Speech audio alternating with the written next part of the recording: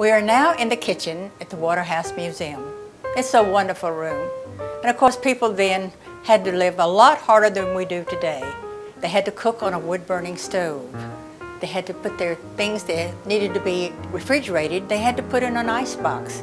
And you had to buy ice, probably living here in Florida about every 3 days. You'd have to have ice because just think how it would melt. We have some interesting things in this kitchen. Of course, Mr. Waterhouse, coming down from New York, he brought his own pump. And so Mrs. Waterhouse was very fortunate. They had a pump in their kitchen, which was quite unusual because most of the pumps were outside. The things we have in the kitchen were things that would have been very familiar to people of that particular time period. And of course, to have cooked, you had to cook on a wood-burning stove.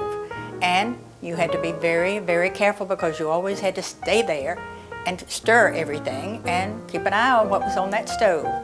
We have a wonderful thing, well, it's a pan in here. I guess it would be called a bread pan. It's wonderful, and no one who's ever been on a tour here has ever had one like it.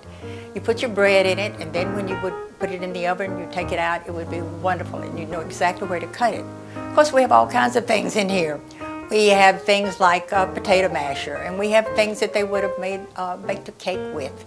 All the things in here are things that they would have been used to at that particular time.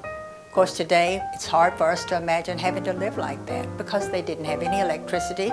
There were no cars, and therefore there was also no indoor plumbing. So living would have been rather hard. And of course, washing and ironing was not a fun time either. We have a nice old ironing board in here that's from the 1800s. And I'm sure she had a lot of fun doing that.